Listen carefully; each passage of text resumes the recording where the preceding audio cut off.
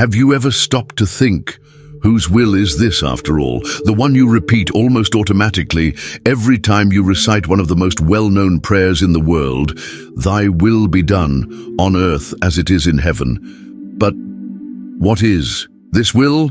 And more importantly, who is behind it? Because if there is a higher will, there must also be an agent, a being, a consciousness, a force that desires something.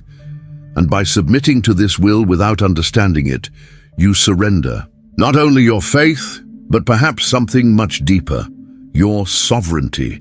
Maybe no one ever told you this, but there is a secret hidden behind these words, a code, an invocation, a command disguised as a prayer.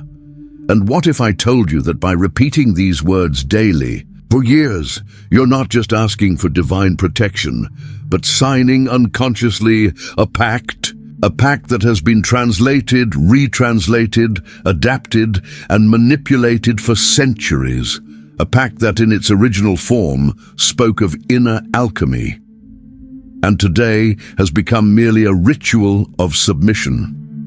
Think carefully. If you ask for another's will to be done, what is happening to your own? Where is your creative freedom, your divine spark, the power of your intention? Why has no one told you that the term will in the original Aramaic had multiple layers, that it didn't just refer to an external decree, but to a fusion between the mind of the being and the vibration of the cosmos? Have you ever wondered if this will that so many repeat with closed eyes is truly that of a benevolent God, or if, over the course of history, it was shaped to serve other entities, forces, or interests? And no, this isn't a conspiracy theory. It's just what no one had the courage to tell you. Behind the phrase, "Thy will be done," lies a paradigm, an invisible structure of thought, a spiritual matrix that can either set you free or imprison you. After all, since childhood, we're taught to obey, to say yes, to trust blindly, to not question. But true spiritual awakening begins when you look at these ancient phrases, cloaked in mystery, and ask yourself, who wrote them? With what intention?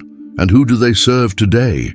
Perhaps the greatest spiritual trick in history wasn't hiding evil, but camouflaging it under the guise of the sacred, because when you repeat, "Thy will be done," you invoke, you surrender, you consent.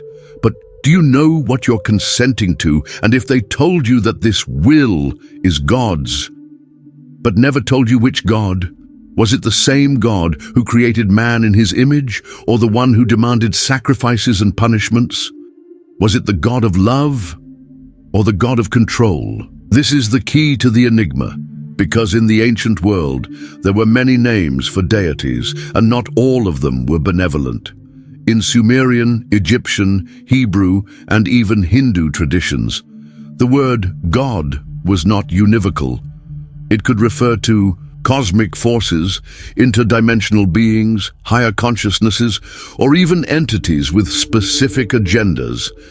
So tell me, when you say, "Thy will be done," who are you connecting to? Do you feel peace, expansion, or just fear and obedience? This question changes everything, because the true spiritualist doesn't repeat. They feel, they question, they choose. And if your soul was made in the image of the divine, isn't your will divine too? This reflection is deep, I know, but perhaps the time has come for you to reclaim your power, to understand that spirituality is not blind submission. It is communion. It is consciousness. It is inner sovereignty. You can honor the sacred without erasing yourself before it. And before we go on, if this content is stirring something in you, if these words are activating memories within you, I invite you to subscribe to the channel, like the video, and share it with those who are ready to awaken. This isn't just a video. It's a key, and perhaps your soul has been waiting for it for a long time.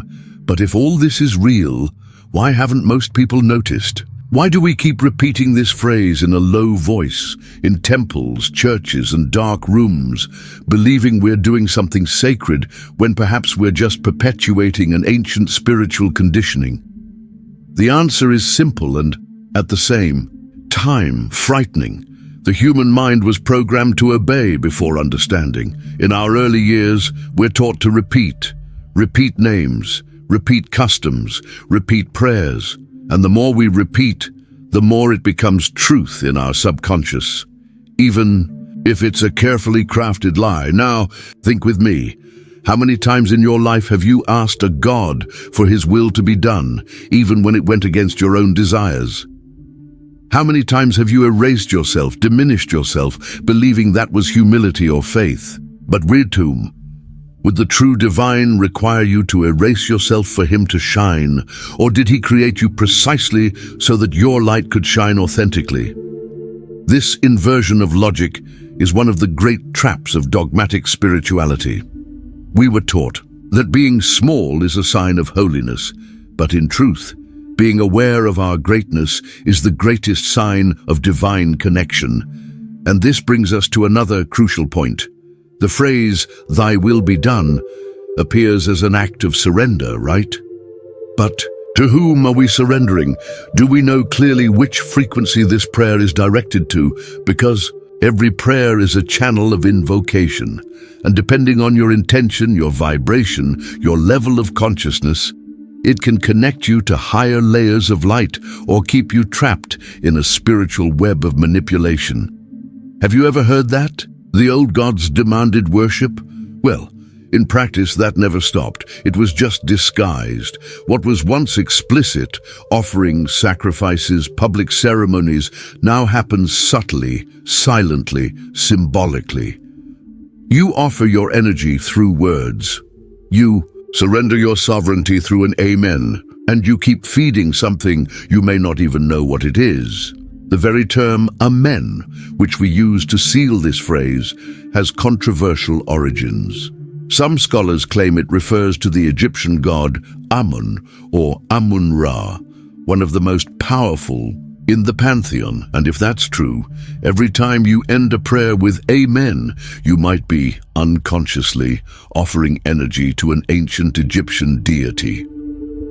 Coincidence? Syncretism, or part of a ritualistic system that has survived the ages? Once again, the question echoes, who are you serving without knowing? And if this bothers you, it's because your soul is starting to remember. Remember that you didn't come into this world to obey blindly. You came to co-create with the divine, not to bow to it. You are part of universal consciousness. You are an extension of the creative intelligence.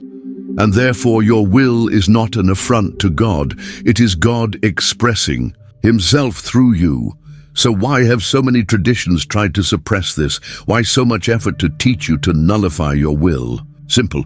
Because a human being aware of their inner strength is impossible to control, and controlling souls has always been more valuable than controlling bodies. If you still have doubts about this, look around you. Religions control nations.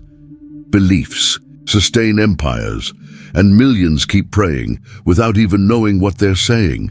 But you are not just anyone. If you've made it this far, it's because something in you is already awake.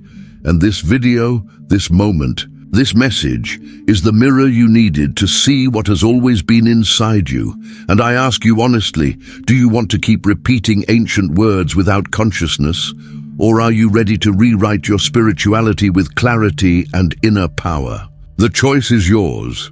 It always has been. And maybe now you're wondering, but if the divine will is so grand, why would it manifest in a way so contradictory to my human essence? The answer is simpler than it seems, because what you call God's will may never have been the will of the true God, but rather the will of the men who wrote about him. Religions throughout history were shaped by kings, emperors, councils, and priests. Every word you consider sacred today has gone through translations, interpretations, omissions, and edits. Do You really believe that the absolute creator, the source of all wisdom, needs you to say amen to validate his desires. Think deeper. If God is in everything, including you, why would your will be separate from his? This is the point that many spiritual masters, occultists, and mystics have always defended, but which was fiercely opposed by religious institutions. The divine spark is not outside, it's within. And when you access that spark, your will aligns with the cosmic flow of creation. There is no conflict. There is no submission, there is expansion, but as long as you believe you need to give up your desires for God's will to be done, you keep feeding a web of guilt, resignation, and passivity. And here's the greatest trick of all. They turned faith into resignation. They turned spirituality into obedience. They turned the divine into a code of submission, but you don't have to accept this anymore. The phrase, "Thy will be done," can be reinterpreted, not as an order from above, but as a declaration of inner alignment with your highest self. What would happen if, when saying these words, you weren't bowing down, but rising up? What if this will was the purest expression of your true purpose, connected to the whole? Think about it. Perhaps the greatest sin they made you believe exists is the very act of desiring with courage. And that's why so many remain trapped. Trapped in jobs they don't love, trapped in relationships that drain them, trapped in routines that put their souls to sleep. All because of the fear of wanting something different. Because deep down, they were taught that wanting too much is ego, that dreaming big is pride, that desiring is a sin. But what if desiring is the first step to creating a new reality? What if by desiring you are activating the archetype of the creator within you? And what if the true sin is ignoring your soul's calling in the name of a misunderstood faith? Now take a deep breath. Go back to the phrase, "Thy will be done." Repeat it mentally. But now, with a new lens, imagine that this will is the cosmic wisdom that lives in you. Imagine that, by declaring this, you are allowing your highest self to guide your journey. Not a distant, punitive God, but the divine part that dwells in your own heart. Feel the difference. When you change the vibration of the intention, the phrase transforms, the prayer elevates, and the spell is broken, because yes, words are spells. Praying is a magical act, and all magic has an effect based on the intention. That's why, for centuries, occult masters used prayers as formulas, energetic formulas, commands of reality. But there was a secret. These formulas only worked fully when spoken with full consciousness. And here is the final point of this revelation. It's not the phrase that matters.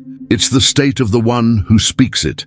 If you say, "Thy will be done," with fear, guilt, or submission, you disconnect from your power. But if you say it with consciousness, lucid surrender, and inner connection, you access a frequency so high that realities begin to shift, not because an external God decided, but because you finally accepted being one with the whole. And perhaps that was the secret hidden from the beginning. If this touched you in some way, comment below.